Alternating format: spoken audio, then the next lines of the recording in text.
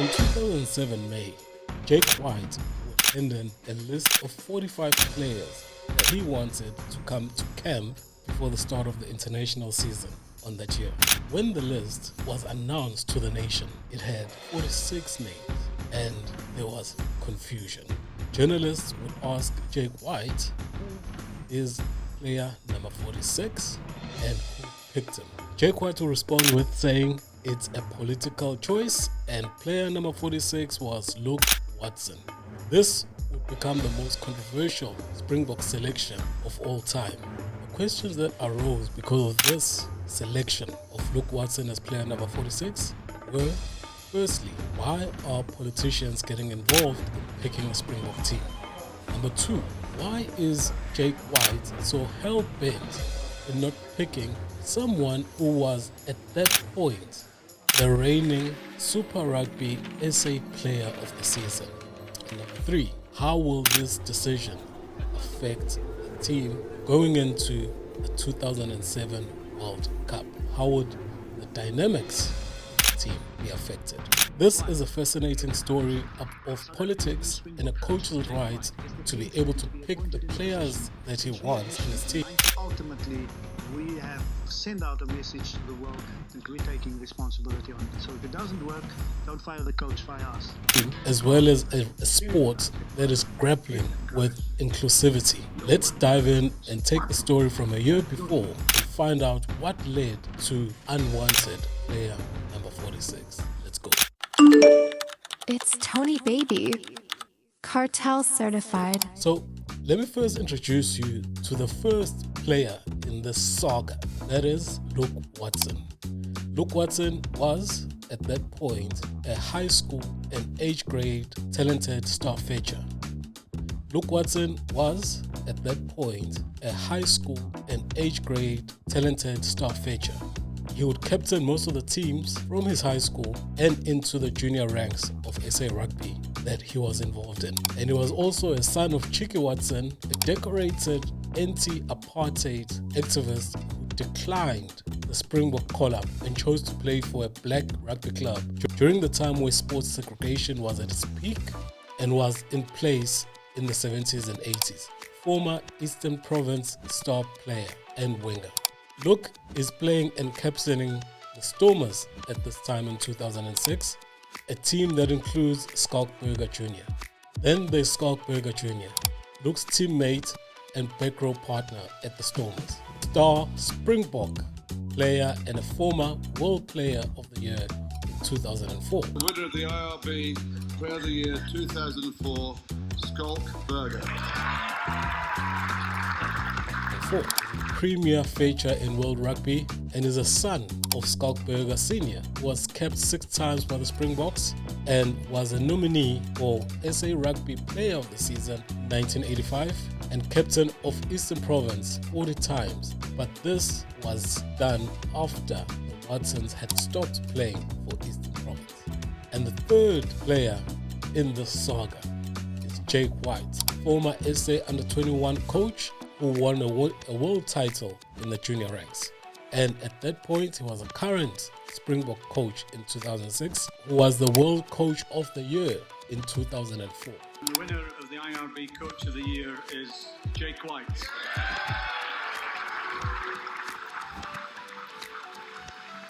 And he coached the Springboks to Tri-Nations Triumph and World Team of the Year 2004. He will then move on to the Boks and help them move from ranked number 6 in the world to number 2 in the world. A few notable events leading up to 2006 that I would like to go.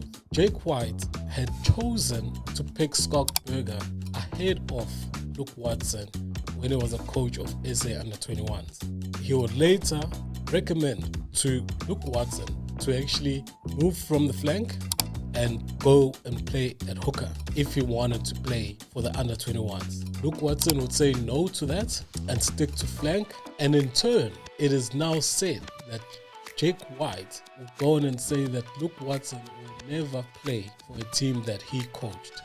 In 2004, Jake White would pick Soli Chibilika to tour at the end of the year and make his debut against Scotland. However, Again, South Africans dash for the line. Back foot! Tibalika is there! Try! Sally Tibalika on debut. What a moment of Benji and Port Elizabeth. The game's absolutely berserk. However, at this point, Solly played from the bench at the Sharks, and the player that was keeping him out of the team was Luke Watson. It's also worth to note, at this point, Luke Watson, I believe, was still determined to actually play and prove Jake White wrong and make the Springbok team. Still wanted to play for the Springbok team. But what will happen in 2006 will make this dream near impossible. And the Cold War that had started between the two gents would actually become an urban guerrilla warfare. And no one was gonna take a step back.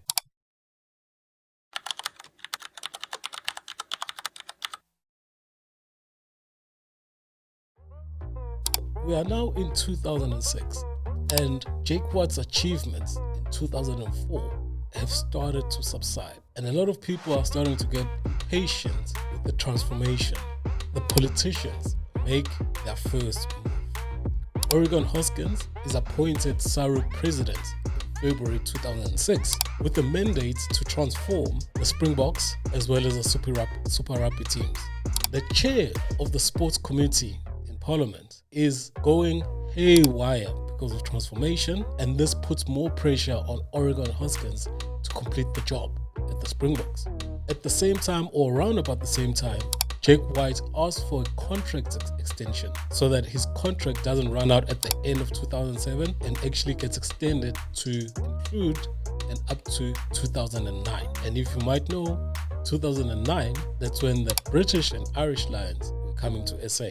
So personally, I think he wanted to be the coach at that junction. So when the international season starts in June, the Springboks are playing some pathetic rugby. As much as they're winning, it's not good enough. And what happens is that they play the World 15, they play the Scottish team, and then they play Scotland again. And this is where the first issue starts. Schalk Burger will get injured in that game and he's out for the season. Collar, it came as an enormous shock. We got through the test match, we won it well enough. And then afterwards, the news came down that Schalk Burger had injured his neck very seriously. There was even talk that it might end his career. So you can imagine a sort of pall settled on the side as we were moving into this big year, the year of preparation before the next year's World Cup. At the same time, the following game is against France at home. They lose this game. France beats them. But the main consideration or the main thing that comes out of that is that they get their asses handed to them when Serge Beston has a field day in the rucks.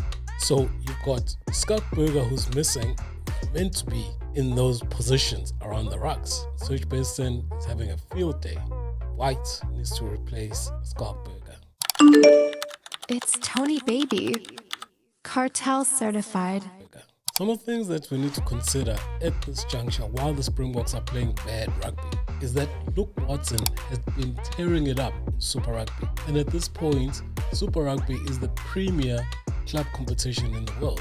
Based on stats, he's only second.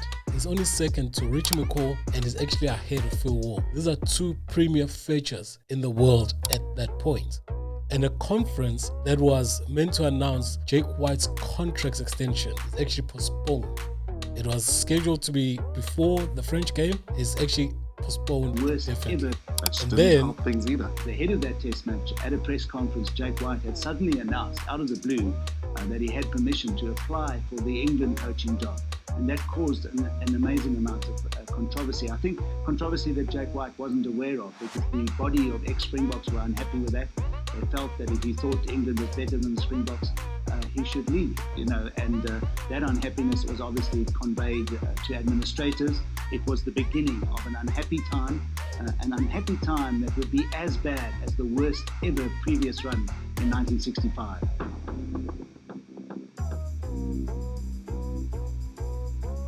As Jake headed for a record-breaking 13 wins at home, rumours spread of the possibility that the Cape Town Test could be his last as Springbok coach.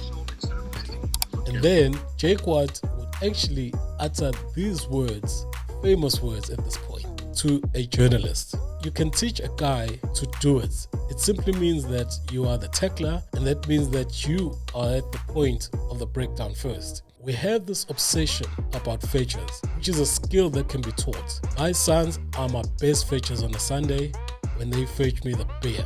Another thing that will happen during this period is that Springboks would suffer their worst defeat at that point, which was 49-0 away to the Wallabies, and they'll be blown out the park 13-6 in terms of penalties, and most of the penalties are coming, or not most, but quite a large number of them are coming at the breakdown. That's where Luke Watson. At this moment, as possession, South Africa need to keep them in behind. That's what you don't want to do, is break away from the ball. It's over the line. There's a lot of dumbing going on. Eventually it's Vickerman, Gregan, Larkham. Always found a hole, has Stephen Larkham. Here he goes, looks on the inside, he looks on the outside. Has a banner running round at sixes and sevens. And it's Holmes. Paul Hoeneß says play on. Now the referee has hand out penalty. So Victor Matfield off into the sin bin. Gregan, Gerard, Giteau under the post. Matt Giteau. Accordingly, Giteau. And here's to Kiri. Monty was chasing him inside. Nathan will get the fourth try for the Wallabies. And he finds favour. Beautiful interpassing by the Wallabies. A very fruitful night. The biggest hiding South Africa had against Australia. It's been a humiliation. At this moment, let's take a breather. Just take stock of what is happening. The goodwill that Jake White had received in 2004, achieving all those great things in 2004, is slowly being eroded because the performances are bad and they're not improving. The political pressure is being turned up because there's not enough black players. And in actual fact, the politicians want Peter de Villiers, who at this time is the coach for emerging Springboks, to take over and Luke Watson to be the captain. And Jake White has also lost his star player, Schalk Burger. And instead of picking Luke Watson, who many people think is next in line, and nonetheless is having a fantastic, he's blazing it up during the Super Rugby year, doesn't pick him when the guy is in the form of his life. Now, what will happen is that we're gonna get 3 pivotal interviews that will set the tone for 2007 player number 46 incident. So the first interview that we're gonna look at is actually Peter de Villiers' interview, who at this point in 2006, he's the coach of the emerging Springboks. He was actually the coach of the under-21s when Jake White actually went to coach the Springboks, and he had made Luke Watson his captain for the under-21. He says that he's ready and is qualified to coach the Springboks. Remember, Jake White's still in the job. He's ready and qualified to be a coach of the Springboks. His win record is better than Jake White's win record at the under-21s. He won a tournament away from home and he came second away from home. Jake White only won a tournament at home and came 4th away from home. So he believes that puts him in good stead to coach the Springboks and be the next coach. He also says that his transformation record is better and is quite good. It's proven. But then the next thing that he says, I think he's taking a swipe, Jake White, on this one. He says there's some coaches that pick black players but then don't play them because they don't trust them. And if he was to be the coach, he'll pick them and play them. Not only that, when he's the coach, Luke Watson's going to be the captain and he'll pick 10 black players in the starting lineup. So you can actually see that de Villiers is on a campaign now, all right? I think everybody can see that Jake White is under pressure and everyone is saying what they want to say. And the thing about not playing the black players, I wondered, this is now on a personal note, I wondered if de Villiers was right or was he just throwing mud? So I did a little bit of digging. If you look at Hanyani Shimanga's Springbok career, he was involved in 21 matchday squads. He only made it into the pitch for 9 of those games. And out of those 9 games, most of them he's coming in for 5 or 10 minutes, right at the end. Whether the game is lost already, or whether the game is won already, but he wouldn't have an impact in the game. So maybe, I just looked at one player during that period, because he played for Jake White since 2004 until May 2007. He'll be involved with the Springboks and from that time. So if you look at it, maybe de Villiers had a point. But is it right for him to actually say this about a fellow coach? I thought coaches would have some decorum around each other's jobs, but nonetheless, that's what happened. So the next interview that we look at is Jake White's interview. In this interview, Jake White would be asked about his obsession about stats and the size of players, and if he's discriminating against smaller players. And then he would answer and say he's not discriminating against smaller players. He's actually chosen small players like Ricky January, Andre Pretorius, as well as Brent Russell. I don't understand why Luke Watson is not in the Springbok squad. He says he doesn't believe that Luke Watson is better than what he has. But should Luke Watson improve in terms of how he plays, he's got a chance of making the team.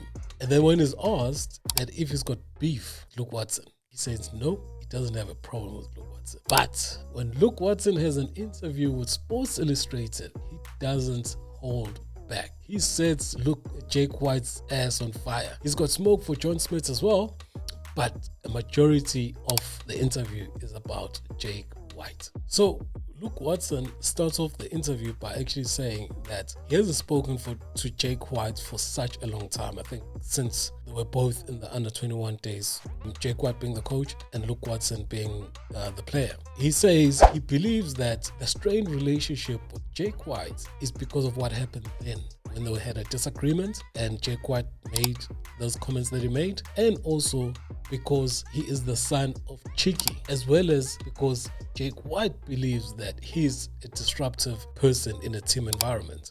He also says the claim that he comes with baggage because of his dad being an anti-apartheid activist. If Jake White said that he comes with baggage, it will mean then that Jake White is against equality and unity. He says he wants to play for the Springboks, but is not willing to compromise on his beliefs on equality, integrity and honor. And he claims that Jake White is a hypocrite and doesn't have integrity and honor because he tried to hold SA Rugby to ransom with an offer that he had from England. But now, since Skalk Burger is talking about an offer from overseas as well, England, he's not picking Skalk Burger because it's entertaining playing overseas. So he found that to be lacking in integrity and honor. And lastly, he makes this crucial point. George Smith, who at that point is a legend of Australian rugby, Serge Benston, who took down the Springboks in the June Internationals, and Phil Wall, again a legend of Australian rugby, are actually smaller than Luke Watson. And these guys are playing international and they're tearing it up. And remember, Luke Watson at that time, the stats say he's only behind Richie McCaw in terms of his performances. And around the same period, we would also hear from Cheeky Watson, who at that point claims that SA Rugby is being run by a third force. But when he's speaking with his private people that he's got confidence in, he would say the third force is actually Johan Rupert and Skalk Burger Sr. And this was, of course, it will come out later, not at that time, but it's according to Skalk Burger Sr.'s book that he releases in 2019 or something like that. So he's saying this in private, that Skalk Burger Sr. and Johan Rupert are practically keeping his son out of the team, as well as not helping, resisting transformation of the Springboks. It's getting scary.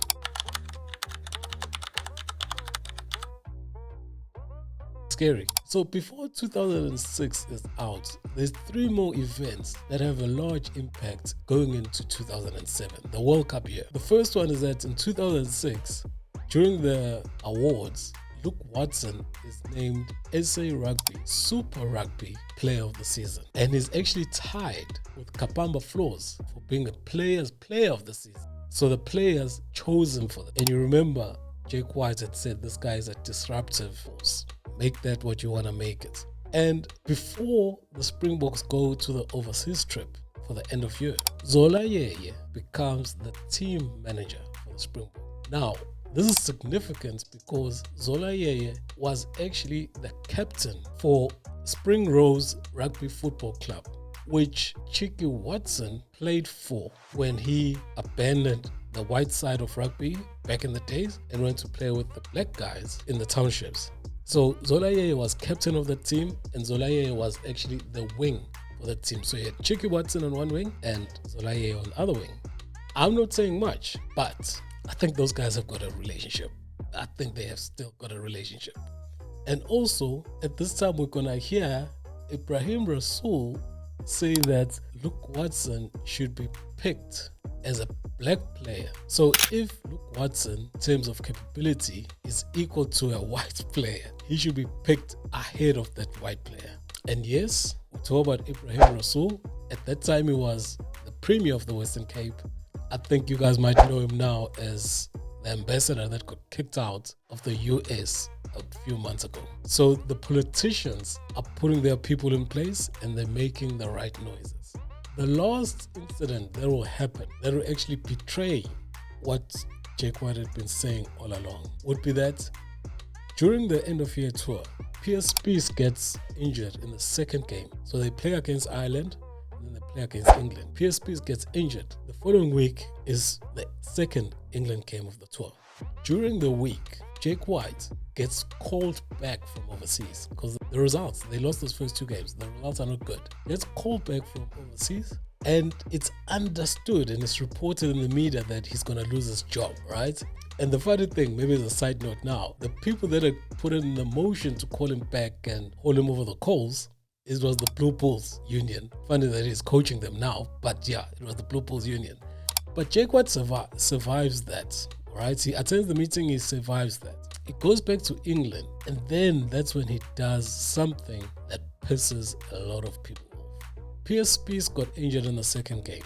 He then picks Kapamba Floors to start and play against England in the second English test. Now, Kapamba Floors had played well during the Currie Cup, fair enough, but Kapamba Floors is also smaller than Luke Watson. So Kapamba Floors played well in the Currie Cup and is smaller than Luke Watson. And Luke Watson is the player of the season in Super Rugby and is bigger than Kapamba. And he was not chosen again to go on the end of year tour. So you can understand how people are getting a little bit agitated. And people that might have, I'm just thinking out loud here, might have some political clout, might want to do something about this. And maybe 2007 is the right time for them to do something about this.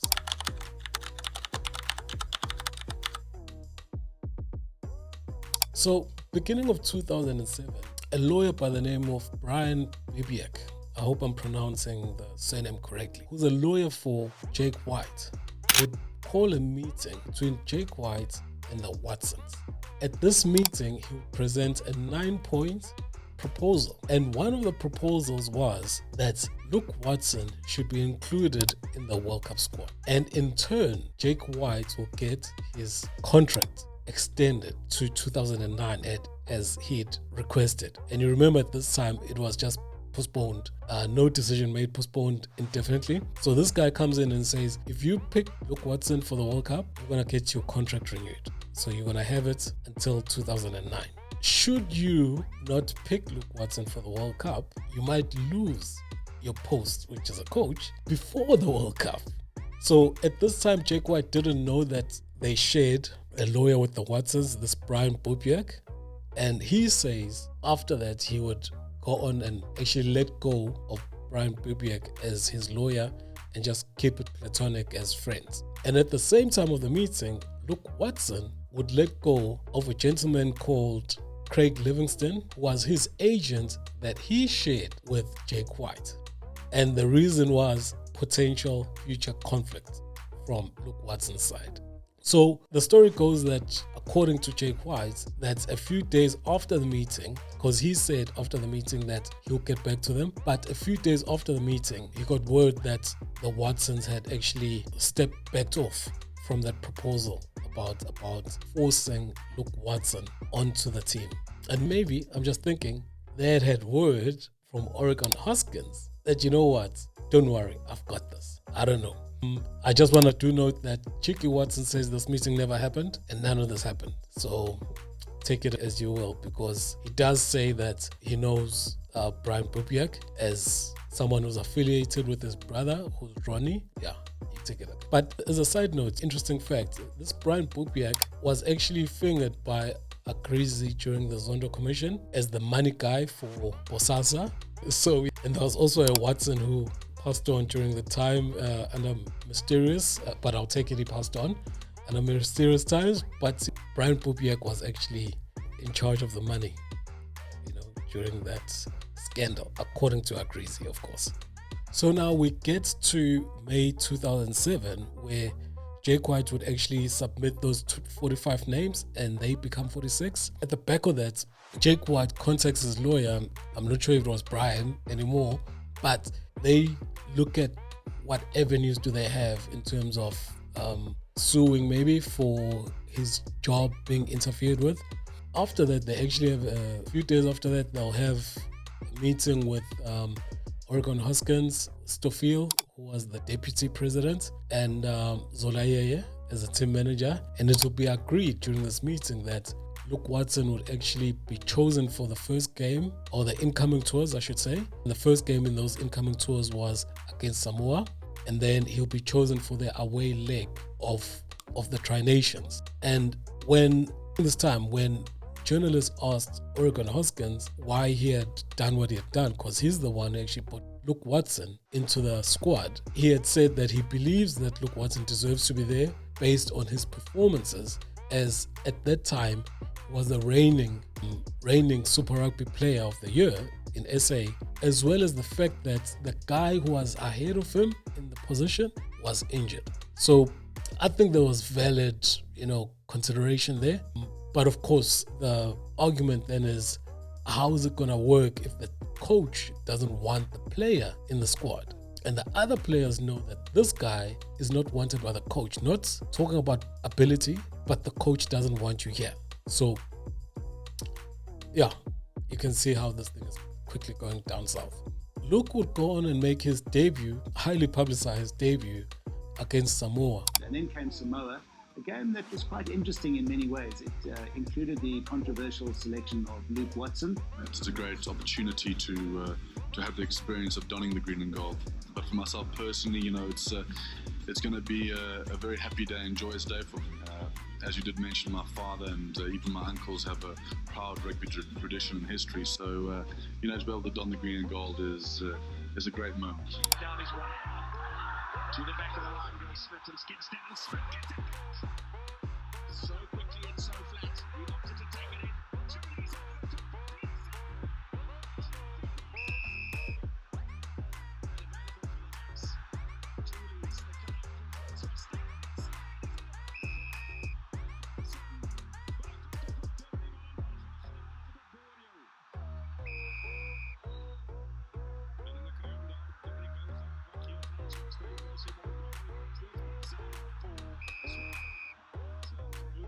hierdie van Samoa soek het red deur Suid-Afrika Crichton dis die plaasvervanger raak op Polo wat hy is wel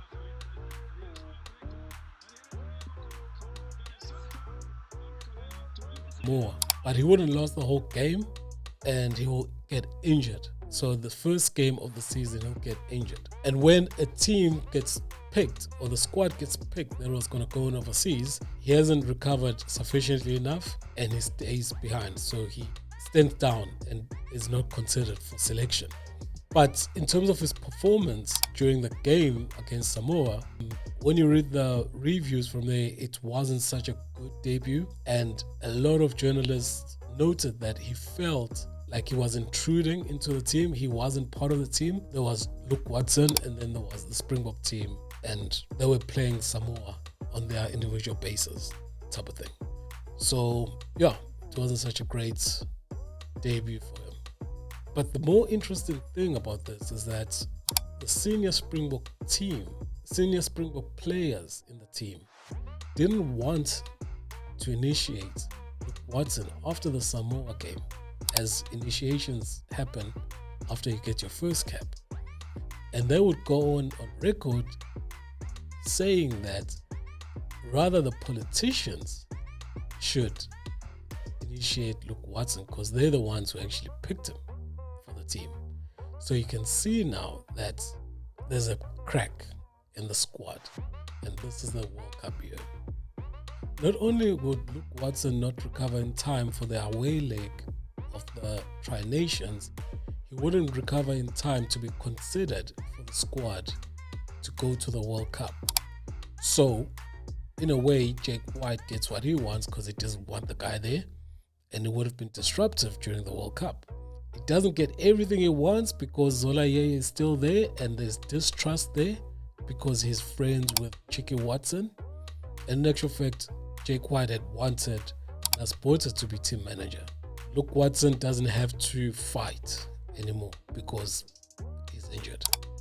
And the only other thing that happens to finish off the year is that at the end of the year, around about November, Rassie Erasmus gets picked to be the coach for the Stormers. And one of the things that he has to consider is his leadership team.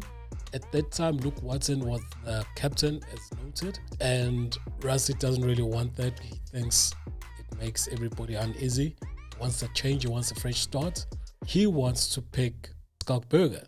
When word gets out and the journalists are writing that there's rumors that Luke Watson is going to lose the Stormers captaincy and Schalk Burger is going to be the new captain, it is rumored again that even after that was discussed with his assistant coaches, Gary Gold and Brendan Fenter, there was a meeting that Rassie had with Cheeky Watson, where Cheeky Watson said, I do understand that you want to give up the captaincy because you've got different ideas, but you cannot make Schalk Burger the captain, as it wouldn't sit well with me that Schalk Burger has got a higher profile than the Stormers and Luke Watson.